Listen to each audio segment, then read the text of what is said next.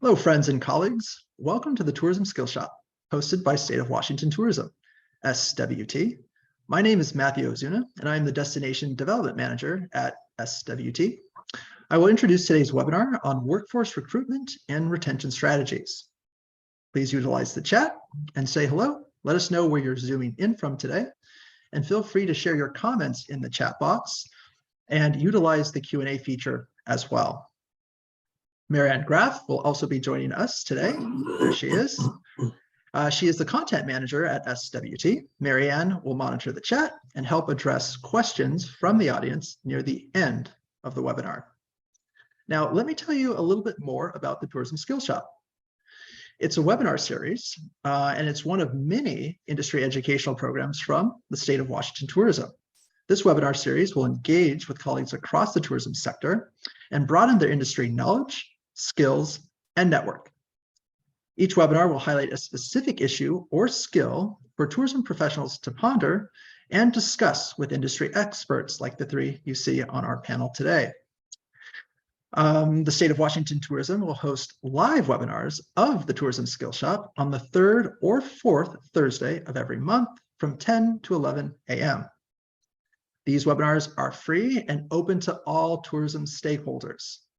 The webinars are also recorded and shared with registrants, as well as other users on the SWT YouTube channel.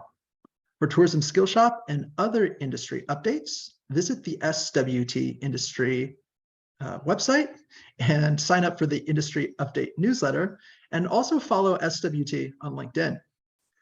Tourism Skillshop or tourism stakeholders from across the state and the world may also join the SWT Facebook group for further discussion on topics related to the Tourism Skillshop and other industry news, issues, and events. Okay, so let's pivot and talk about today's webinar, which will focus on workforce recruitment and retention strategies. As you all know, workforce challenges are widespread across the tourism sector and impede pandemic recovery efforts.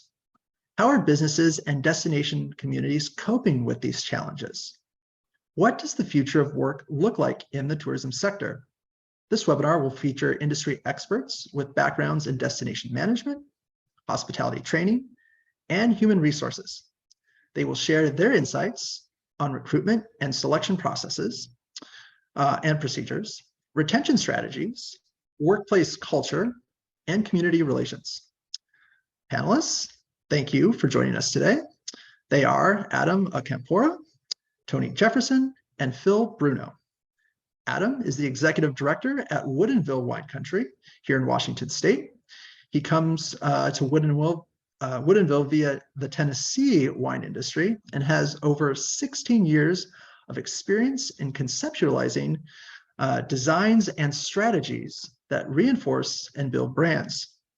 Toni Jefferson is the Director of Human Resources for the Silver Reef Casino Resort on the Lummi Nation near Bellingham, Washington near Bellingham in Washington State. She has over 20 years of experience within the casino gaming industry, in addition to 12 years working within tribal government as Human Resource Director, Deputy General Manager, and General Manager. Toni, thank you for being here today. And as the founder and president of Treat 'em Right, a tourism hospitality consulting company, Phil has more than 40 years of industry experience. He specializes in hospitality training and experiential marketing. Phil, thanks for joining us all the way from St. Louis, Missouri. Good to see you again. Okay, folks, so Adam, let's turn to you. And you're going to set the scene for us in Woodinville, but I also want to share a story in another part of Western Washington where I visited recently. And it really kind of summarizes some of the things that we'll get to today, perhaps in Woodinville. I was speaking to a group of tourism stakeholders, and after the presentation, I walked down Main Street in the middle of this tourism town, and I had a drink and a bite to eat. And as I entered the establishment, I saw a sign that said, "Order at the bar, we're understaffed, here are the specials today, here's the QR code for the phone. for your phone to access the menu. I did all of that.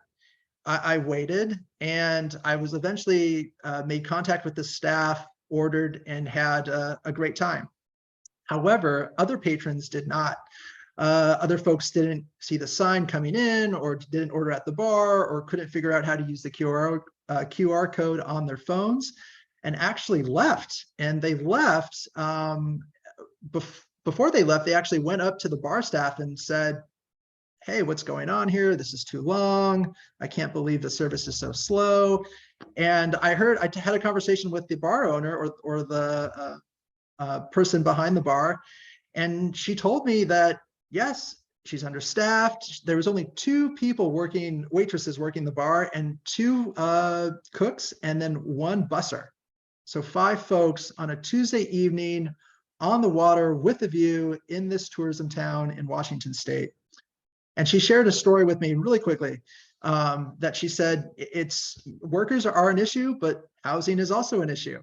And she told me one of her dishwashers lives in a tent, and it's hard for him to find housing and to show up to work, and a whole host of other things. So, I mean, I say that, and I want to preface the rest of our webinar today. I mean, we're focused on specific and immediate tactics and strategies for workplace retention and recruitment, but we all know housing is a big part of this, and we won't get to housing today. I mean, it's a huge topic which requires more actors, resources, and technical expertise, and will vary depending on what part of the state you live in. Every community is different, and so are their needs and concerns.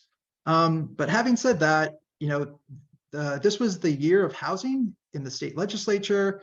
There was, I think, housing and homelessness legislation combined to total $550 million worth of new laws and programs coming our way. So, you know, perhaps there is some good news on the horizon, but there's still a lot of work for us to do, especially in the industries within the tourism sector. And I know that's the case for you in Woodinville, Adam. Yeah, well, like everyone else, we're all suffering from labor shortages from our hospitality sector. Housing is a huge challenge in Woodinville. You know, we're kind of in the outskirts of the tech mecca, that is Redmond and Bellevue, and I think the average home price in Woodinville is $1.2 million. And it's fascinating because the city is saying that 98% of our workforce in Woodinville do not live in Woodinville.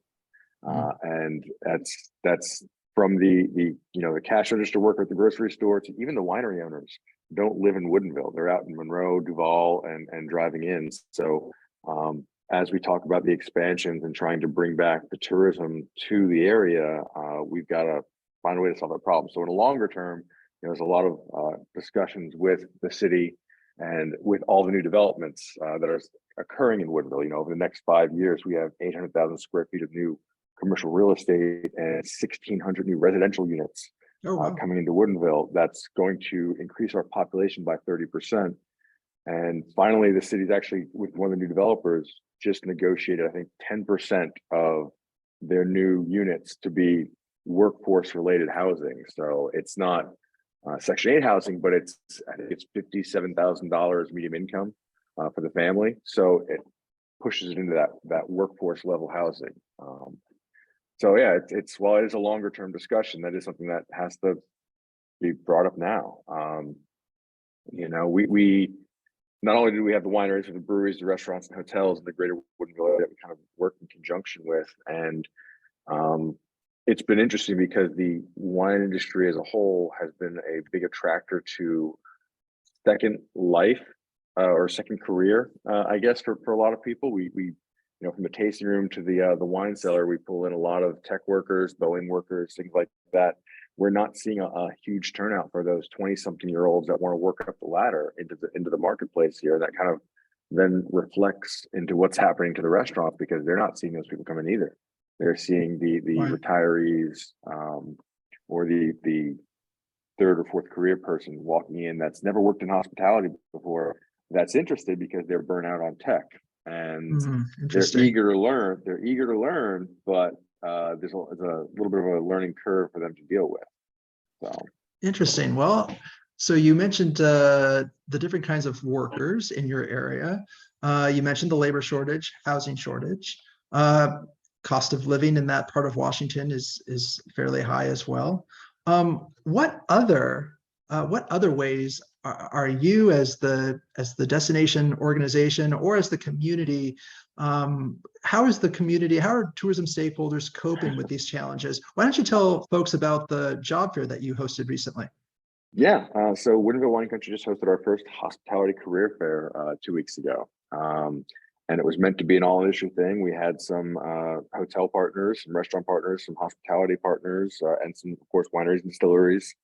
When I came director last year, and one of the big challenges that everyone talked about last year was staffing. And we said, well, it'd be great if we could do a all industry career fair here. So we approached this at first looking for grants last year, and it was challenging because putting on a career fair, the rental of the space, the rental of the equipment, and all those things, I wanted to make it accessible as possible for the businesses, so they weren't shelling out $1,000 to participate.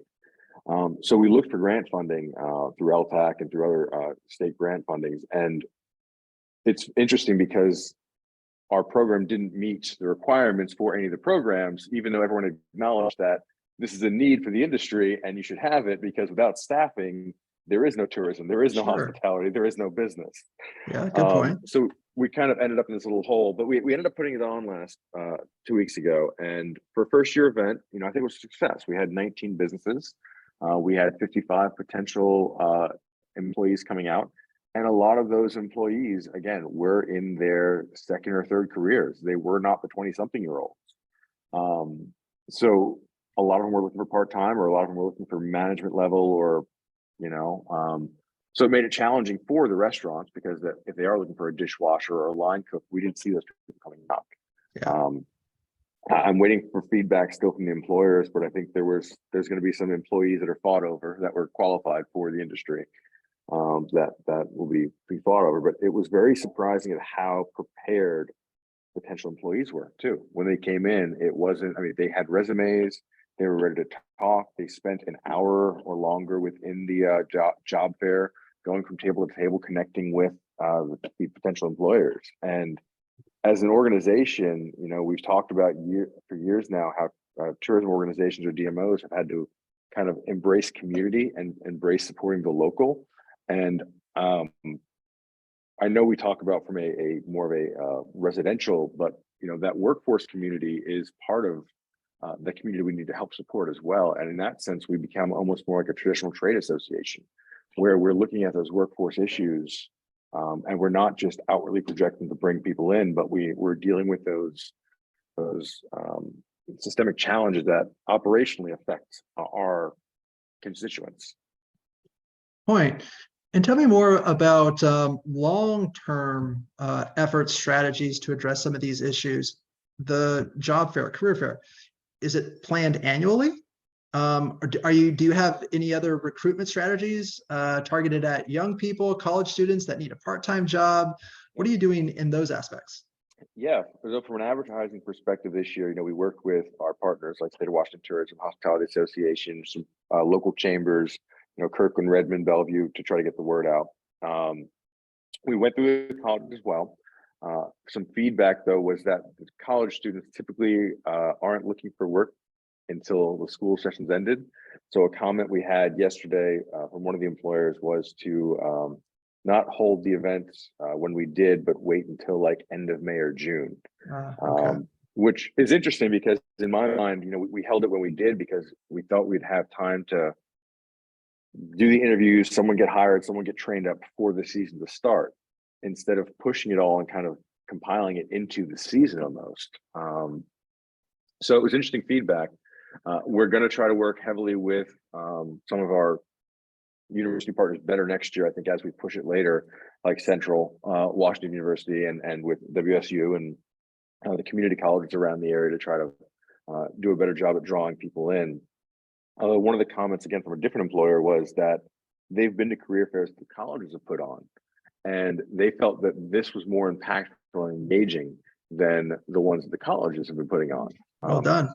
And I'm curious if that's because it's coming from an industry standpoint and not from the university. While the university has that big depth of potential employees, students, the students aren't really prepared for how to have those conversations with the employers.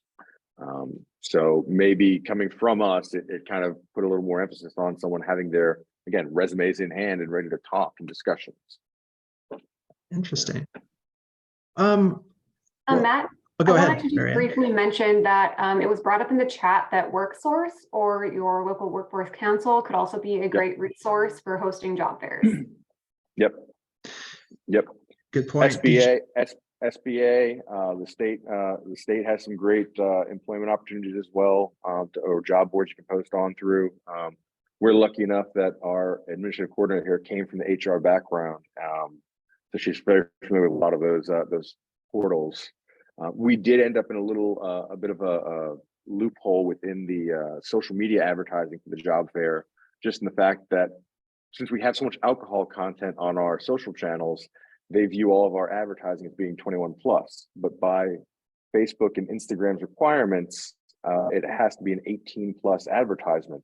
So we fell into this little mixed loophole that exists where we couldn't advertise. And we went back and forth with Meta for probably 2 weeks on trying to get some exception because we weren't promoting alcohol at the time, we're promoting career force. And we couldn't find a workaround. So that probably limited some of our turnout, but it was interesting to see that being an issue. Well, yeah. No, I mean, it sounds like you learned a lot for the first go at this, Adam, and you have improvements for next year. What advice would you give for folks doing this elsewhere in the state? Well, so obviously, if you're doing a career fair again, working with all your regional chambers as much lead time as you can, start recruiting the businesses early. We actually started 2 months before the event, and we almost pulled the event because we didn't have enough commitment until the event, which was kind of weird. Then, I mean, advertise to try to draw in as much as you can. We were looking at doing some augmented classes, knowing that most people weren't coming in from the hospitality sector. We were hoping to do in-person mask certification and in-person food handling certification. Yes, we weren't able to do those. But again, the thought process was, if this is a second career for a lot of people, they may not have those certifications. And my hope was that they could come in, meet some potential employers, go through, do their certifications and classes, and then get to work, because they want to work and we need them to work. One last thing I think I want to just mention, it's not with the career fair, but we have a parking and transportation issue. So besides people not living here, we're constantly in Woodinville looking at solutions to shuttle the consumers around, and we struggle with that in terms of how successful it's been. And I'm curious if our focus really needs to be on shuttling the employees. And you look at major, operations like Disneyland and Disney World, where they have, set employee parking and then shuttle them to their destination where they're going to be working from. And from a destination standpoint, I'm kind of curious if that's something that we need to be focusing on, is where we have a centralized location for the employees to park, and then we get them to where they need to go within the city, freeing up that parking limitation that we have right now at the businesses for the consumer. That's a whole other discussion. Yeah, strategic planning, infrastructure, urban planning. Yeah. Good luck with that, Adam. All right. Yes, we are at time for Adam. Thank you for that last comment. Anything else you'd like to add, Adam? I can give you maybe a few more seconds or a minute. No, I can interject if there's any other questions. Okay, excellent. Well, thank you so much, Adam. Matt said I've been around for 40 years. My first 20 years were, I got my tourism degree here in St. Louis, travel and tourism degrees from St. Louis University. Now I wanted to hit the road. So I got a great job with Anheuser-Busch. Giving beer away for a living, running hospitality rooms and Clydesdale operation areas in different parts of the country. And I moved around for a while, and I had some great times in the Southeast, Northeast, and he eventually ended up here back in St. Louis. And it was a good 20-year stint.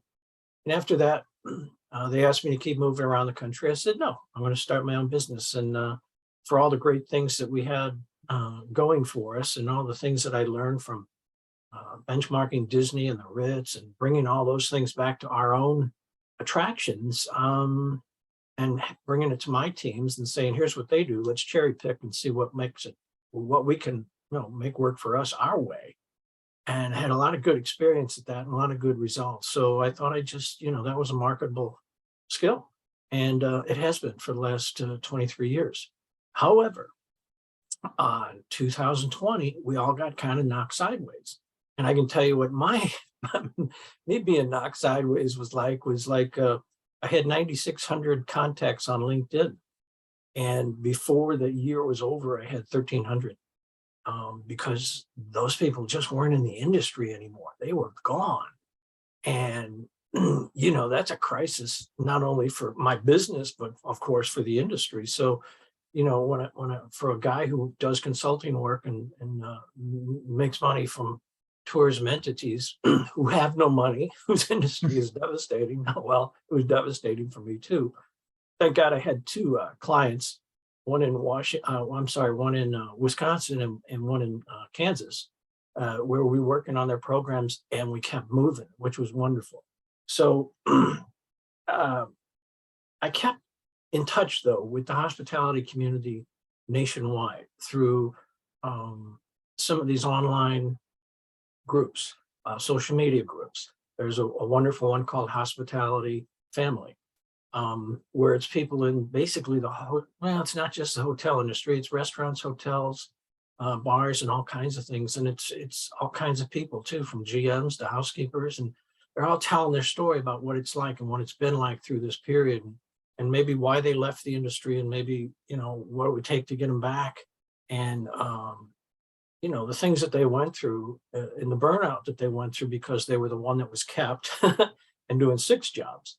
So I'm going to tell you a little bit about what we found, because I think there's some gold in there about what we need to do in the future and some of the things that came with our industry and how we have to change our culture. And from the folks, from what I understood, Matt told me I'd be speaking to small employers, which is great, because those are really when I work with. So for instance, when I work with Jacob and Skagit, I'll make training programs for the frontline workers that are employed by you on the phone or with the DMO, of course, for their members and their partners. So that's really my customer is the frontline worker and the small businesses around the community. So my theory is to basically ask customers what they want and give it to them. So that goes along with employees too. We had this same crisis, employment crisis that we have now. We had it in the late 90s, believe it or not. The boomer generation had moved on from our frontline workers that what we had in the 90s. And behind them was Generation X. Generation X was about 1/3 of the size of the boomers. And we couldn't find workers. I mean, workers, it was like 1988, 1999. We couldn't find workers. And if they didn't like working in the middle of their shift, they'd walk out and start down the street at the McDonald's, or, they walk out with their Burger King outfit on, walk into McDonald's, change shirts, and get hired. That's happening now, So I wanted to tell you those things. And that's why the name of my company is called Treat 'em Right, because there was a DMO, or back then we were called CVBs, executive here in my town in St. Louis. And he says, the problem, Phil, is we can find people, we can hire them, but we don't treat them right. And they leave. So voila, in the year 2000, Treat 'em Right was born. So today we're going to talk about retaining workers and what they're looking for. Gen Z, we're not going to go too deep into Gen Z. I have 15 minutes. And prepare you for further development opportunities yourself. You see, it's not about necessarily fixing our new workers. It's about changing the culture of how we've treated workers for so long, because the new workers aren't going to put up with the old my way or the highway management practices that most of us learned because that's the way we were treated as we grew up. I speak right now, and I have a keynote called The Great Hospitality Restart. And I stand in front of hotel management associations, and I have to deliver this message to a bunch of hardheads who, my way or the highway, they watch their chart of accounts very closely about money, and it really doesn't matter how we treat people, it's the money. So often that is the people who work their way up in these sometimes in hospitality industries have made their way because of the way that for the management style, because they've survived it all. So we have to change. It's time for that. And how you can change is part of it. So here we go. So while I had these folks for the last 3 years, I asked them, why did you leave the industry? And we found out the worst of it was ridiculously bad pay, constantly being treated badly, too much stress, too little time to deal with it, and a lack of a life. Now, that's obvious to some of us. And they found that when they went into other industries, that wasn't happening. When they went into other industries, when they went into, let's say an office environment, that wasn't happening. They loved it for a while. Next slide. So what would it take to get you back? And here's the gold. Fair pay. Treat us like human beings. Less stress. Chance at a social life. We would like to be able to not have to work every weekend, holiday, and night. Can we figure out how we can share those shifts? Can we come up with some creative solutions for us to be able to have a life? Because when I work in this office, guess what? I'm off every weekend. I get holidays. I get PTO, personal time off. I get vacation time, and it's paid. Our industry has to catch up. We have to change. And if you don't, okay, you know what's going to happen? Other businesses who do will be around longer than you. Unless you have some sort of incredible market advantage. It's going to be tough to survive because you'll have constant turnover. Your service factor will be low. My God, if you're a restaurant, your kitchen help's going to keep turning over, and that's where the engine is. So you have to really be careful. The cultural shift in management is to start eliciting trust. When you change your management style to more open and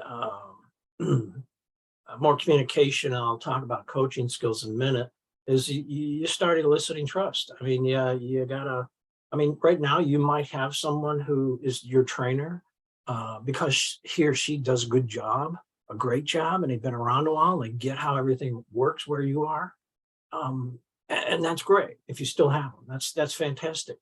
But you have to interject yourself too to make sure with that employee that they're training that things are going well. Because people are, the term quiet quitting, they're out by lunchtime on day one sometimes.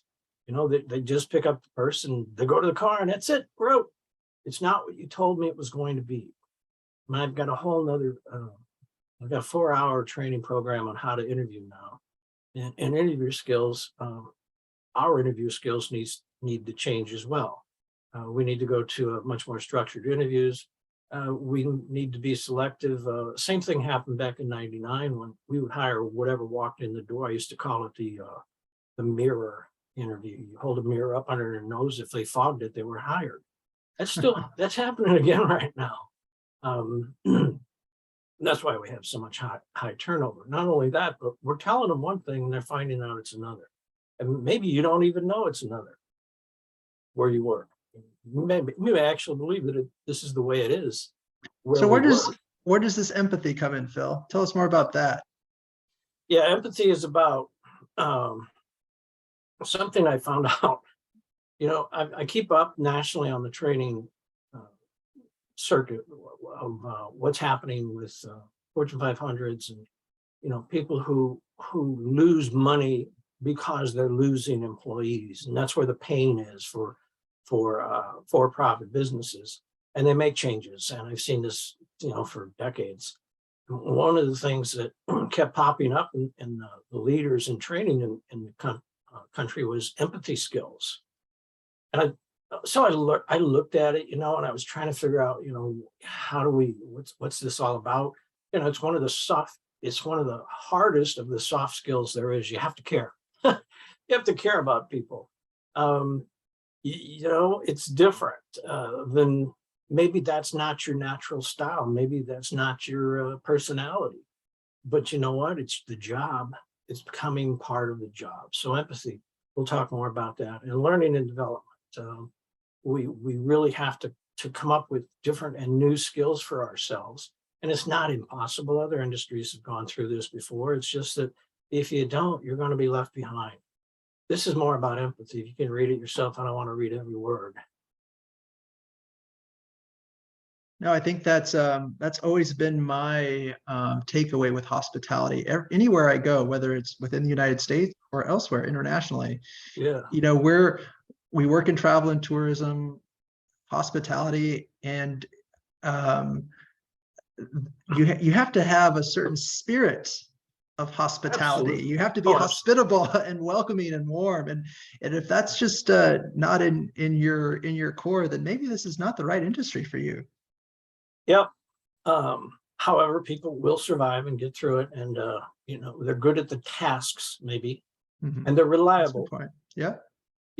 And they'll be there. So we let it go maybe sometimes. And nowadays, those are, I hate to say this word, but they can be looked at as cancers within your staff, particularly if they're in supervision and management.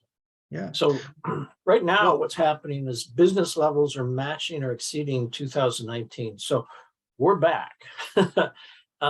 Revenge tourism from the shutdown of the plague is almost over, and we're getting back to where we were in the past. There is a new group of types of folks who've entered our industry as far as visitors are concerned, and they're going to stick around. These are people who had government supplement that came into doing, that spent it on vacations and came to see us for the first time. So they're going to stick around. They'll be around too. We're still 30% understaffed. And one thing about our industry, which was interesting, our quit rate has always been twice as much as any other industry. However, during 21 and 22, it was even higher. So it's important to watch what's happening here. So when I asked people who left hospitality, now this is for recruiting. When we talked about retention and recruiting, this is for recruiting. This is a great segue. We'll give you another minute or two to wrap this up, and we'll turn it over to Toni. Cool. All right. Hospitality skills. What are the hospitality skills that served you well when you left our industry? And they said these 4 things. They said more than this, but these were the bulk of more answers were with these 4. And you can imagine, all of us in the industry can relate to these sort of things, but they weren't necessarily part of the skill set of the industries and the cultures that they went to. So in your recruiting, talk about what the candidate can learn, for building themselves, because that's what candidates want to do now. They want to build themselves. They want to save. They want to be involved in making things better. And they want to make sure they don't get hurt.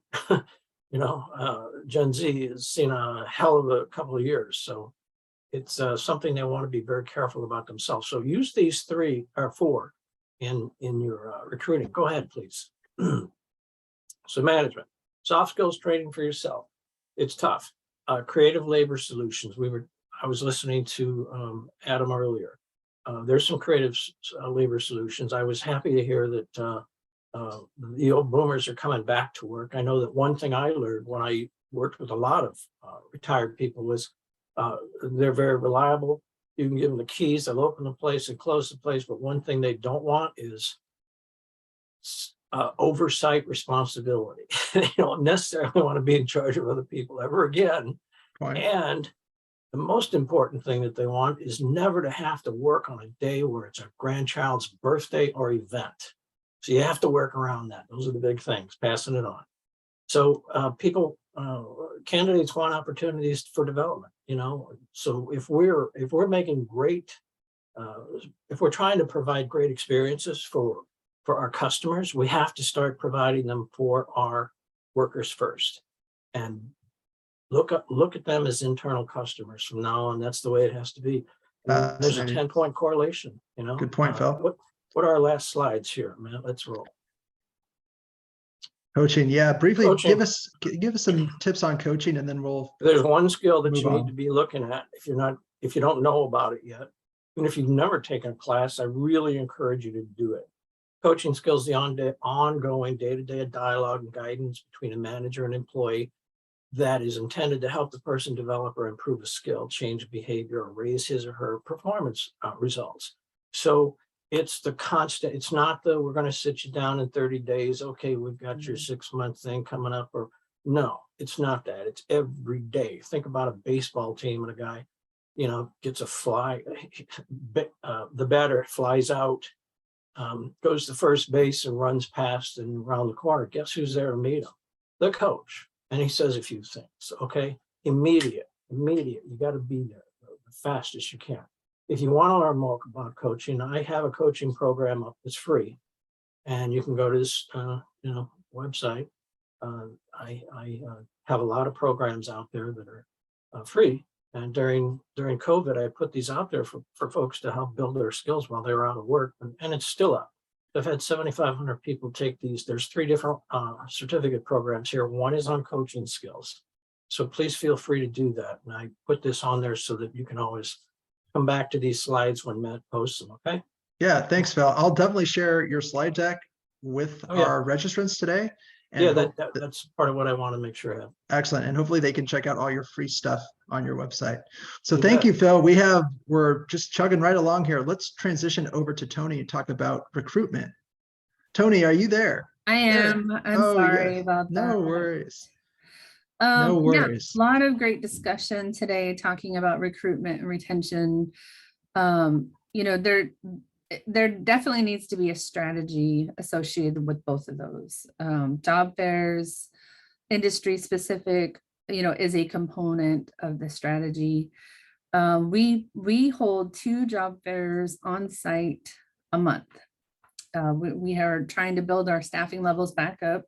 We were at 600 pre-COVID, reduced our staff down to about 400, and now we're trying to build back up, just like I think it was mentioned earlier that we're back at 2019 levels for services. So, with that, the job fair is more of an immediate strategy to get people in. They come fully knowing what they're looking for, but we've in this past few months, we've really developed some networks with the high schools because we recently changed our compact to allow 18-year-olds to 21-year-olds to come to visit our facility, which as a result also increased the opportunity for employment.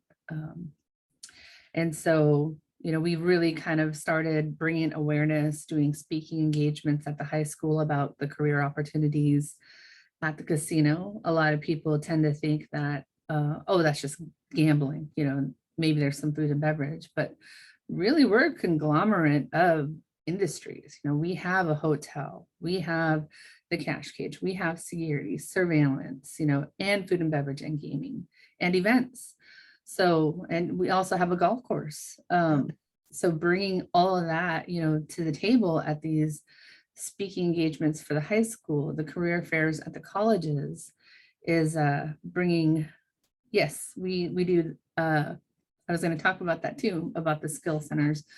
So we've networked with the Bellingham Technical College. They have a culinary program. And then in the spring, they usually open their doors up to the community to come in and sample their products. And so we try to get a standing table at those events, and wear all of our silvery gear to let them know we're hiring, and just planting those seeds. So that way, hopefully when they do start and they are ready to looking for a job, that, we're at the top of the list. And we also attended Western University's career fair just last week. And, we understand that we're maybe not for everyone. Like, Western has education program there. They have a natural resource program. But we also do share with them, while you're going to school, if you need to supplement your income, we are 24/7. We offer flexible shifts that would help support you in your educational goals.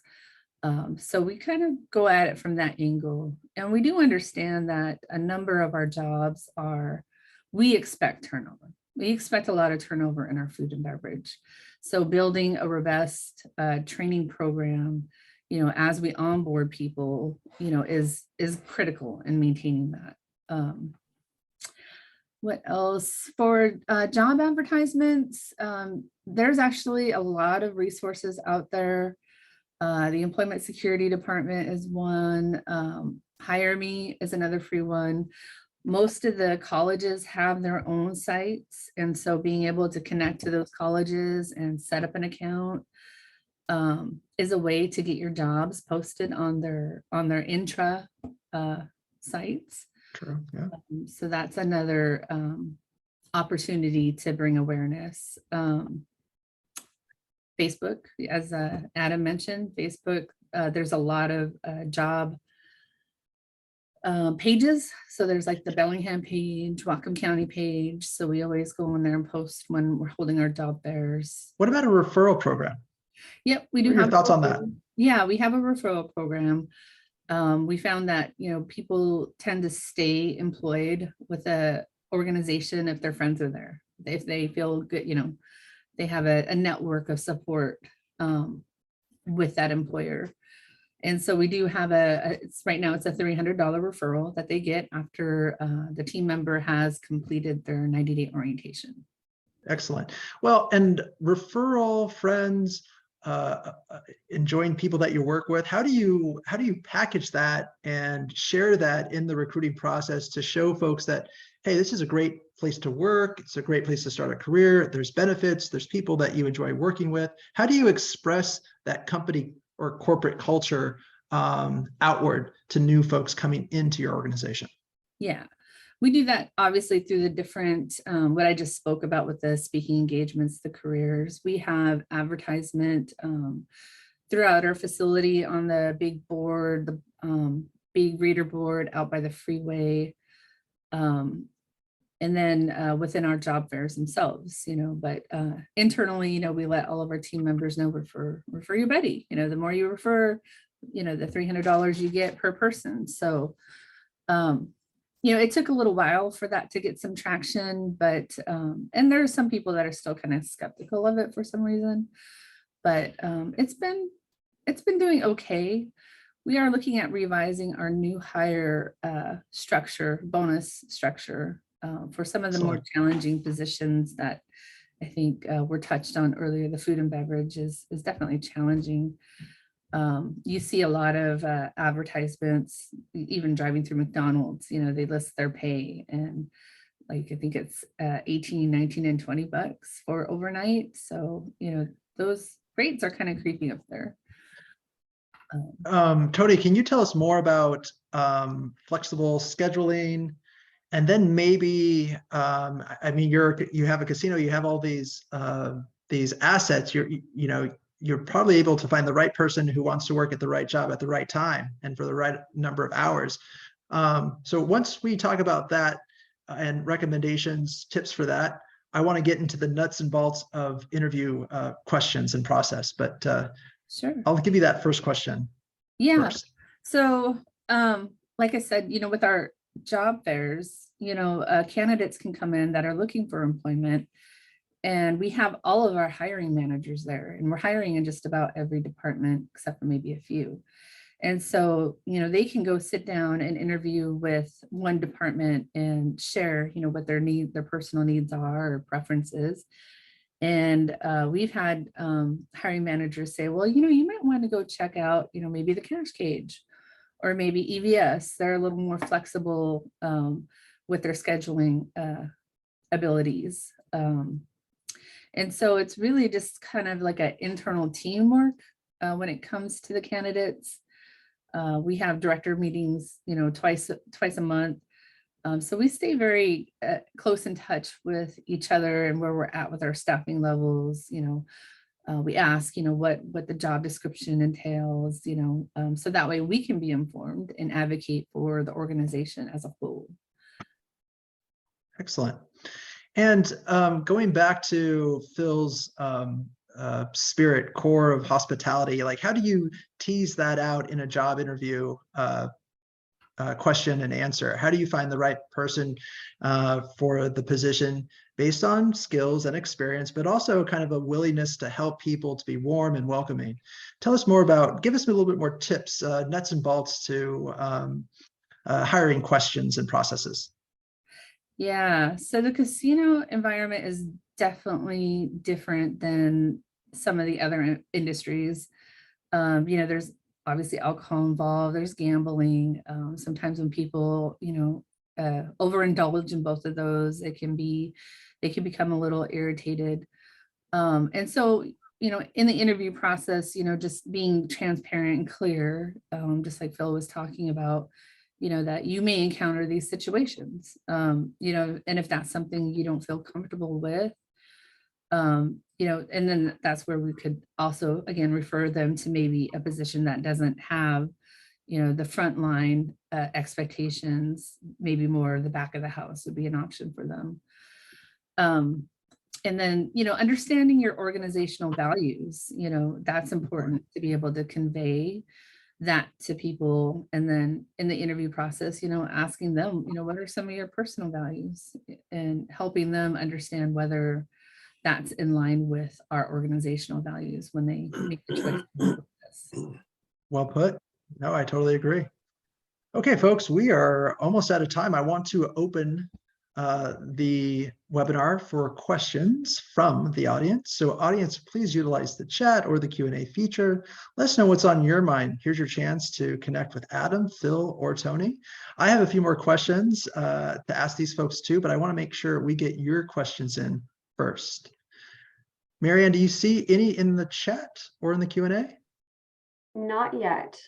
Okay, no worries. Well then, give everyone another minute or two to warm up to questions. But I mean, here's the fun question I'll pose to the entire panel.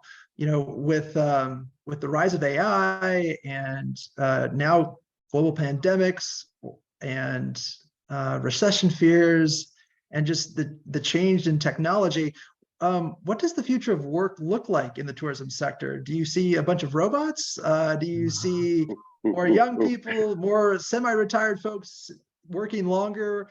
What say you, Adam? You're up first, it looks like. So I am optimistically terrified and embracing all of the AI rollout that's happening right now. So much to the fact that we're actually ready to fly a job soon for the association, and one of my requirements I'm putting on there is comfortable with utilizing AI tools like Jasper AI and some of the other stuff, because from a productivity standpoint, for a small operation, it's a no-brainer. And a lot of the businesses that we support, like the wineries or the restaurants, are small mom and pop operations, and all of a sudden they can have someone doing marketing plans and copy and at some point even the text to video that's getting created, they can start competing on a level of a larger company. So the comfortability of working with it and knowing how to ask the right questions is going to be required, I think. Good point. Phil, Toni? Yeah, so we are exploring alternative options for our labor force. An example is we're exploring a security bot to patrol the parking lot, to help us monitor and keep the parking lot safe. And so I know there are a few casinos also looking at that. I think Tulalip is another one. And we have, currently we have a little bot zooming through the casino with water. Oh, Since wow. to be a lot of, requested items. And so, we're looking at ways where, we can use some automation and some bots, to help supplement the labor shortage. So yeah, Yeah. we are looking at that. Good point. I mean, Phil, but it goes back to you and that spirit of hospitality. And Toni, the values, does a robot instill the values of your business or organization? Or there's still that human touch where I think, proper training, intellect, experience, skills, all comes into play. And I think that's really kind of the takeaway from this webinar. Phil, do you have anything to add on that? I do. When it comes to AI, I'm excited about what it can offer to visitors on site. Questions they can ask, in-depth answers. We've gone past the hardest and worst part of AI with chatbots, and now we're past that, and we can get some fantastic information out there if people know how to access the chatbot. So what we teach in my training programs is how frontliners can get visitors connected to those sources. Pick out your phone. I actually teach people, take out your phone, show them this. Okay, have this saved on your phone, please. The DMO website or the chatbot or something are the things that are going on this weekend on the Facebook page for the DMO, whatever.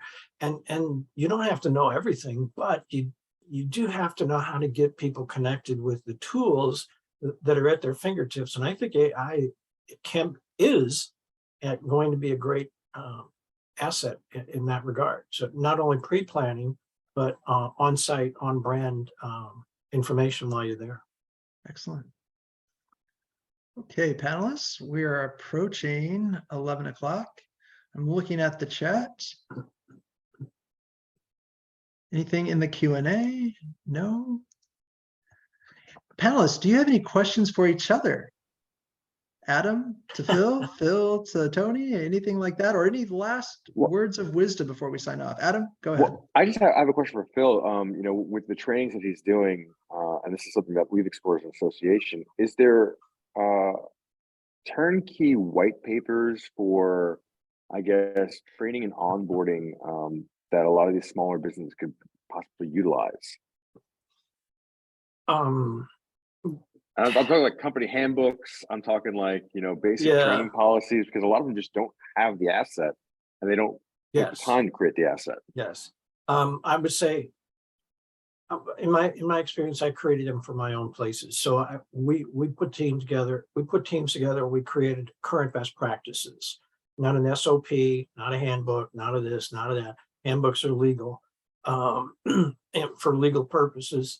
But SOPs are dead. It's, here's how we do what we do, no matter who you are, no matter what. CBPs this is how we do what we do now, according to all of us. This is the best way to get things done now, according to all of us. And I think that onboarding is something that can be addressed that way too. You build it yourself. Sure, for people who don't have an HR person, if you're an employer under 100, you don't have to have one. I don't know about Washington State, but I think that's kind of pretty much around the country. That you do need to have resources for the legal aspects, what needs to be posted and all that sort of stuff. But when it comes to onboarding, I would, if you can build your own, it's even better. I've seen some great examples. We've made some ourselves, but I don't see white papers out there right now. There's probably something out there, but the fact is things are changing quarterly. So fast. Yeah, things are changing quarterly. And what was good last summer isn't good right now. So, it's tough. It's tough to keep up with, even from somebody like me that calls myself an expert. Yeah, I'm checking out there every day. And I'm still looking for great examples of people who have figured this out, and they're hard to find right now. They really are. Well, thanks, Phil. Thanks, Adam and Toni. Anything from the audience, Marianne? Any comments from you? No? Okay, we are just over 11. Folks, thanks again for joining us today, attendees and panelists. I mean, I think this is a fascinating topic. We can kind of, spend hours talking about it. I think everyone, has to start somewhere in travel and hospitality. It's a huge industry. I know I got my start as a lifeguard at a summer camp, and then I kind of moved my way up working at a sustainable hostel in New Zealand. And look where I am now. I mean, it's not pretty at the beginning, but if you stick with it, you kind of rise to the top.